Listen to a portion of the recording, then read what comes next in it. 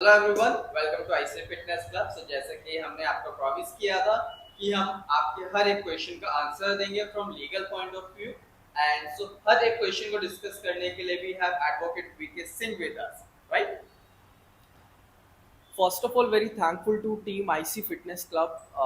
जिस आज हम देखते हैं कि आज आपके क्या क्या क्वेश्चंस हैं और मैं अपना बेस्ट देने का कोशिश करूंगा आपके क्वेश्चंस को डील करने के लिए। तो आइए फिर शुरू करते okay, so mister Singh, first question for you. सबका ही ये वाला क्वेश्चन, और ये अक्सर लगभग फिटनेस इंडस्ट्री में हो भी रहा है हैं जी। कि जो जिम ट्रेनर्स हैं हाँ जी।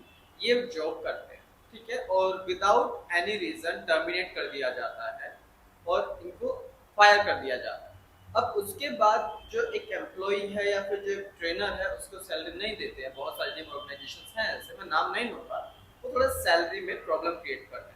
तो इन सभी सिचुएशंस में एक ट्रेनर के पास क्या लीगल एक्शन है, वो किस तरीके से अपनी सैलरी को ले सकता है या फिर सैलरी को भूल ही जाए?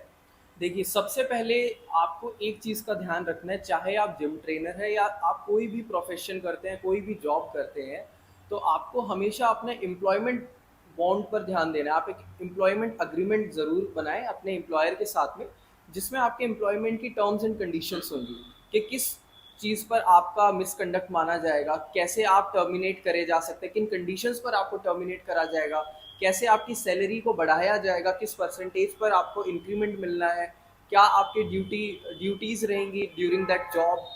तो आप सबसे पहले क्या करिए कि आपके पास ना एम्प्लॉयमेंट अग्रीमेंट होना चाहिए।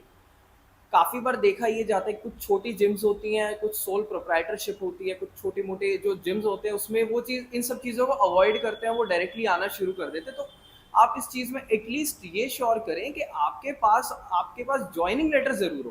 ओके ओके अगर आपके पास ज्वाइनिंग लेटर भी होगा तो उससे you can prove that I am the employ of this gym, I am working for this और दिस एस्टैब्लिशमेंट। एंड तो इससे जब आपकी सैलरी नहीं आती तो you can also go to the labour court also. Okay okay तो okay. First thing is, आप ये इंश्योर करें कि आपके पास ज्वाइनिंग लेटर हो, आप एम्प्लॉयमेंट अग्रीमेंट बनाएं अपने एम्प्लॉयर के साथ में। और अगर ऐसी कोई भी आपको लगता है कि ऐसी सिचुएशन अराइज हो रही है तो आप अपने लॉयर से मिले और एक लीगल नोटिस सेंड करें। मोस्ट ऑफ द केसेस में आपको लीगल नोटिस सेंड करने पर ही आपकी सैलरी रिलीज हो जाती है। बट इनकेस अगर ऐसा भी नहीं होता तो आप लेबर कोर्ट में केस फाइल करिए और उसमें कोई भी प्रॉब्लम नहीं आती। अगर आप लेबर को, आपको ये लगता है कि मैं एक लॉयर को हायर करूंगा अपने लेबर कोर्ट के लिए और मेरी सैलरी बड़ी कम है, हाँ काफी हाँ, लोगों का सबसे बड़ा इशू प्रॉब्लम रहता है। इशू यही है कि मेरी सैलरी तो है सिर्फ 25,000 या मैं लॉयर को थर्टी कैसे हायर थाउजेंड है, करें? अब मैं एडवोकेट को हायर करूंगा उसकी फीस चली जाएगी इतनी, तो मेरे को क्या बेनिफिट मिल रहा है। तो आप एक चीज समझ लीजिए, जब आप केस फाइल करते हैं तो आपको सिर्फ आपकी सैलरी नहीं मिलेगी, आपको कॉम्पनसेशन भी मिलेगा जो आपका हैरेसमेंट हुआ है। इसके साथ में आपको एक चीज और समझने वाली बात है कि आपको अगर लॉयर को हायर नहीं करना तो आप एटलीस्ट अपनी कंप्लेंट उससे ड्राफ्ट करा सकते हैं कि जो आपकी कंप्लेंट को स्ट्रांगली बनाए। ओके अपने ओके केस को समझिए और जहां तक हो सके आप अपने केस को खुद भी रिप्रेजेंट कर सकते हैं। Okay labour okay. कोर्ट जो होते हैं वो उस लेवल के कोर्ट्स नहीं होते कि जहां पर आपको बिल्कुल किसी एडवोकेट की जरूरत ही है 100%। वो कोई क्रिमिनल केस नहीं है या फिर बड़ा अमाउंट नहीं है। अगर आपका क्लेम ही बड़े अमाउंट का है हाँ हाँ तो बेटर ये होगा कि आप किसी लॉयर को हायर करेंगे। हाँ हाँ हाँ। बट अगर आपका छोटा क्लेम है तो आप सिर्फ ड्राफ्ट कराएं अपनी कंप्लेंट को आप और सीधा उसको फाइल कर दें। ओके और ओके वो आप जब भी डेट हो आप खुद जा सकते हैं और वो आपके लिए बेनिफिट में होगा ही होगा, क्योंकि आपको उसके साथ कॉम्पनसेशन भी मिलने वाला है। Okay okay okay. जी, तो थैंक यू। तो आप सबने देखा कि एक छोटी सी मिस्टेक आपकी एक्चुअली में सैलरी आप लूज कर सकते हो। क्यों? आपके पास कोई प्रूफ ही नहीं है कि आप एक एम्प्लॉय थे, जी, राइट? तो सबसे पहले अगर आप किसी जिम को ज्वाइन करते हो, ask for the joining letter, right? Exactly. Joining letter पे क्या है कि ये एक लीगल है और एक फुल प्रूफ, एक आपके पास एक लेटर है, ठीक है, प्रूफ एक तरीके से कि अब आपको कंपनी ने हायर आप कर लिया लीगली है। एंटाइटल हो चुके हैं सैलरी के लिए और अदर बेनिफिट्स के लिए। कंपनी आपको फायर नहीं कर सकते विदाउट फायर, रीजन। बिल्कुल एम्प्लॉयमेंट एग्रीमेंट में आने के बाद आपके पास इवन अगर आप उसमें डिस्प्यूट रेजोल्यूशन क्लॉज भी डलवाते हैं हाँ हाँ हाँ कि अगर आपके और एम्प्लॉयर के बीच में कोई डिस्प्यूट हो गया, मान लीजिए वो सैलरी को लेकर हुआ है और मान लीजिए वो कोई मिसकंडक्ट को लेकर हुआ है, कोई सेक्सुअल हैरेसमेंट की अगर आपके अगेंस्ट कोई कंप्लेन आ जाती है, काफी केसेस में जो मैंने देखे हैं, तो कुछ ऐसे भी ट्रेनर्स होते हैं जिनके खिलाफ कोई कुछ क्लाइंट सेक्सुअल हैरेसमेंट की कंप्लेन कर देते हैं, राइट तो राइट राइट। जिसके जिसके चलते उनको निकाल दिया जाता है, डायरेक्टली निकाल दिया जाता है। बट कभी कभी क्या होता है, ज्यादातर केसेस ऐसे ये झूठे भी होते हैं। तो ऐसे केसेस में आप बिल्कुल हर चीज को रेगुलेट कर सकते हैं कि अगर इस तरह का डिस्प्यूट होगा तो उसको कैसे उसको देखा जाएगा। ओके समझते ओके। हैं कि अगर आप कोई आपकी तरफ से कोई मिसकंडक्ट हुआ है, ये नहीं कि आपको डायरेक्टली टर्मिनेट कर दिया जाएगा, प्रॉपर उसको इन्वेस्टिगेट करा जाए। इन्वेस्टिगेट अगर करवा। क्रिमिनल कंप्लेंट भी फाइल हुई है, पुलिस के पास भी गया, तो इसका मतलब ये नहीं कि आपको डायरेक्टली टर्मिनेट कर दिया जाएगा। Okay okay that okay. Is your employment right कि अगर आपको प्रॉपर आपको एक अपॉर्चुनिटी मिलनी चाहिए अपना पॉइंट रखने पॉइंट के लिए। रखने के, ओके ओके। ऐसा नहीं होना चाहिए कि अगर सपोज किसी ने आपके खिलाफ कोई भी बेसलेस कंप्लेंट फाइल कर दी तो आपको सीधा जॉब से आपको निकाल दिया गया, नहीं, वो गलत है। इन्वेस्टिगेट आपको एक होगा सबसे पहले। अपॉर्चुनिटी टू बीइंग हर्ड हमेशा मिलनी चाहिए। Okay okay. जी, तो इस तरह की जो छोटी छोटी चीजें होती हैं वो आपका एम्प्लॉयमेंट अग्रीमेंट शो करता है, जो जिसके बेसिस पे आपके राइट्स को डिटरमाइन किया जाता है, और वो वही राइट्स उसके थ्रू आप अपना जो डिस्प्यूट है, चाहे वो आर्बिट्रेशन के थ्रू या किसी मीडिएशन के थ्रू भी रिजॉल्व कर सकते हैं। और मैं आपको ये भी बताना चाहता हूँ, आर्बिट्रेशन या फिर हम मीडिएशन की बात करें तो इनके जो डिसीजंस होते हैं वो लीगली बाइंडिंग होते हैं। काफी लोगों को ये लगता है कि अगर हम सीधा डायरेक्टली हम कोर्ट में जाएंगे, हाँ। सपोज आपने एम्प्लॉयमेंट एग्रीमेंट नहीं बनाया, हाँ। अब आपका डिस्प्यूट डायरेक्टली आप कोर्ट में जाते हो और आपको लगता है मेरे तो 3-4 साल गए, हो सकता है 2 साल चले जाए, 2 साल। है ना, मिनिमम 1 से 2 साल आपका लगता ही है। तो इस केसेस में क्या होता है, बहुत सारे लोग गिव अप कर देते हैं, अपने राइट्स को जाने देते हैं, सोचते हैं कौन पड़ेगा लिटिगेशन में और कौन इतना वो पड़ेगा। तो आपको मैं ये बताना चाहूंगा कि जब आप एम्प्लॉयमेंट अग्रीमेंट बनाए तो उसमें डिस्प्यूट रेजोल्यूशन क्लॉज हमेशा डालें।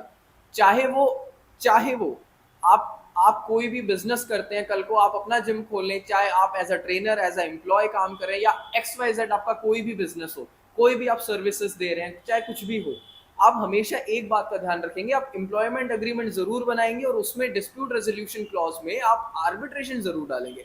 अगर मैं एक लेमन टर्म में बताऊं, आर्बिट्रेशन होता क्या है।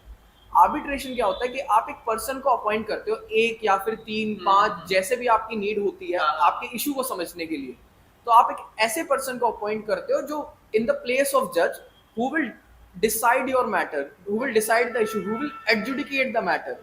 सपोज आपके और एम्प्लॉयर के बीच में कोई डिस्प्यूट होता है, तो वो तीसरा इंसान जिसका नाम उसमें मेंशन है कि जैसे डिस्प्यूट रेजोल्यूशन क्लॉज में ये मेंशन है कि हम इस इंसान को अपॉइंट करेंगे इनकेस अगर हमारा कोई डिस्प्यूट होता है, तो वो आपका रिजॉल्व करेगा और आपको अवार्ड देगा, जिसको बोलते हैं डिसीजन। तो वो लीगली बाइंडिंग है। देन उसके एग्जीक्यूशन के लिए then you can go to the court also. Okay. तो ये जो प्रोसेस है, जो हमारी आर्बिट्रेशन एंड कंसिलिएशन एक्ट है, उसमें ये दिया गया है कि इस तरह के डिस्प्यूट्स को, आर्बिट्रेशन डिस्प्यूट्स को मैक्सिमम 11 मंथ्स में रिजॉल्व करना ही पड़ेगा। Okay, maximum 1 year means maximum 11 months आपका डिस्प्यूट रिजॉल्व हो जाएगा। अगर आप, जरूरी नहीं आप फिटनेस इंडस्ट्री में, आप किसी भी इंडस्ट्री में है, ये इंश्योर करिए कि आप अपने अग्रीमेंट में डिस्प्यूट रेजोल्यूशन क्लॉज हमेशा डलवाएं और लिटिगेशन को अवॉइड करिए, और जहां तक हो सके थ्रू आर्बिट्रेशन इसको एंड करिए। Thank you. पॉइंट वही कि सबसे पहले आपके पास घूम फिर कर बात आती है कि आपके हाथ में एक जॉइनिंग लेटर तो होना चाहिए, उसके अंदर आपके क्लॉज होने चाहिए, उसके अंदर आपके टर्म्स एंड कंडीशंस होनी चाहिए कि आपका इंक्रीमेंट किस लेवल पर लगने वाला है, किस तरीके से लगने वाला है, या फिर कितना परसेंटेज लगने वाला है। ठीक है। एंड कंपनीज डायरेक्टली आपका मतलब फायर नहीं कर सकती, एक रीजनेबल अपॉर्चुनिटी हमेशा मिलेगी। इस इन्वेस्टिगेट होगा तो आपको डरने की जरूरत नहीं है। एंड सेकंड थिंग, ये मत सोचना कि लॉयर को हायर करेंगे या फिर चीजें महंगी हो जाएंगी, किस तरीके से डील करेंगे। सो आपको इन सारी चीजों की फिक्र करने की जरूरत नहीं। जैसे कि मिस्टर सिंह ने बताया कि लेबर कोर्ट में आप खुद भी अपने जो आपका केस है उसको रिप्रेजेंट कर सकते हैं, राइट जी। सो अगेन आप फंसे नहीं, ठीक है, आपके पास बहुत सारी पावर है, लेकिन अगेन किसी के कहने से जॉब करने मत लग जाना। आपके पास प्रूफ होना चाहिए कि हाँ मैं जॉब करूंगा तो अपने कुछ टर्म्स एंड कंडीशंस पर और एक प्रॉपर लीगल नोटिस के बिहाफ पर, नॉट नोटिस एक्चुअली क्या कहें उसको, बॉन्ड, एम्प्लॉयमेंट बॉन्ड या अग्रीमेंट, हाँ एग्रीमेंट काइंड ऑफ, राइट, वो आपके हाथ में एक ऑर्गेनाइजेशन की तरफ से जरूर होना चाहिए। और अगर आपको ऑर्गेनाइजेशन बॉन्ड नहीं देते तो भी कुछ है अपने पास, अगर हम इस सिचुएशन की बात करें कि कोई अगर मान लीजिए कोई छोटा जिम है या कोई छोटा बिजनेस है जो एम्प्लॉयमेंट बॉन्ड या अग्रीमेंट वगैरह नहीं दे रहा है, वो सोचता है कि चलो यार ऐसे ही आप काम कर लो। बट इस केस में एक बात है कि आप आर्बिट्रेशन वगैरह जैसे प्रोसीजर्स का बेनिफिट नहीं ले पाएंगे, बट आप इसमें लिटिगेशन में जरूर जा सकते हैं। Still you have the chance to go to the litigation also, because जो आप सैलरी रिसीव कर रहे हैं वो आप अपने बैंक अकाउंट में रिसीव कर रहे होंगे, वो भी एक अच्छा एविडेंस है ये प्रूव करने के लिए कि आप उसके एम्प्लॉय हैं। और अगर सैलरी भी कैश में आए तो सैलरी भी अगर कैश में आती है, आपके पास और भी तो एविडेंस होंगे, आपके पास विटनेसेस होंगे, आपके पास चैट्स clients हो होंगी, सकते आपके हैं। पास क्लाइंट्स होंगे। इट मींस ऐसा नहीं है कि जॉइनिंग लेटर ही आपके पास है या फिर आपके पास कोई प्रूफ नहीं है, आपके पिक्चर्स भी होंगी वहां की, बिल्कुल। ठीक है, आपके पास चैट हिस्ट्री भी होगी एंड जो भी ट्रांजैक्शंस हुई होगी वो भी है, एंड अगेन मोर क्लाइंट्स भी। इन शॉर्ट कहने वाली बात यह है कि जब अगर आप प्रिकॉशंस लेकर चलते हैं, जब आपके पास प्रॉपर डॉक्यूमेंटेशन होता है, तो काफ़ी चीज़ों को आपको प्रूव नहीं करना पड़ता जब आप कोर्ट ऑफ लॉ में जाते हैं। बट अगर आप ऐसे ही कहीं पर भी ज्वाइन कर लेते हैं, कुछ भी आप बिल्कुल केयरलेसनेस दिखाते हैं, अपनी कोई भी डॉक्यूमेंटेशन नहीं करते, तो आपको थोड़ी डिफिकल्टी तो उठानी ही पड़ेगी अपने राइट्स के लिए। लड़ना तो पड़ेगा अपने राइट्स के लिए, Exactly. सिंपल सी चीज है ना। Exactly. अगर आपको लग रहा है कि सामने वाला इंडिविजुअल आपके ऊपर हैवी हो रहा है, तो ऐसा नहीं है कि आपका ऑप्शन नहीं है। उनको अगर वो ये भी कह रहे हैं ना कि आपका जॉइनिंग लेटर नहीं है तो आप पढ़ लो, चाहे केस फाइल आप कर सकते हैं, कर सकते हैं। आपके पास एविडेंसेस है, आपके पास चैट्स है, आपके जिम क्लाइंट्स पे, राइट, जिम क्लाइंट्स पे ऐसा एविडेंस अगर वो आपके इस फेवर में स्टेटमेंट देने को रेडी है, of course you can use. Means अगर आप क्लाइंट्स भी आपके फेवर में अगर आपको यू कैन से अपने स्टेटमेंट्स देते हैं, एग्जैक्ट, तो वो भी एविडेंस है। अगर वो आप- रेडी है अपनी स्टेटमेंट देने के लिए कोर्ट हाँ। में आकर, तो आप बिल्कुल उसको डेफिनेटली आप उसको यूज कर सकते हैं। ओके, मींस ऐसा नहीं है कि आपकी सैलरी चली जाएगी, सो आप बेफिक्र रहिए। एंड अगेन अगर कहीं आपको लगता है कि आपके साथ मिसकंडक्ट हो रहा है, don't forget to take legal action against the organisation, right. Exact, ये हमेशा आपके फेवर में ही रहने वाला है। अगर आपके साथ ऐसा होता है तो आप एक एग्जाम्पल भी सेट कर सकते हो अपने जूनियर्स के लिए, राइट, या फिर जो आपके कलीग्स हैं वहाँ पे, राइट। सो क्योंकि किसी ना किसी को तो एक्शन लेना ही होगा, स्टेप किसी ना किसी को लेना ही होगा, रेजोल्यूशन तो Why लाना not you? होगा, राइट, क्योंकि बैठे रहने में तो कुछ नहीं होने वाला है। बिल्कुल। Okay, that's great, thanks, thank you.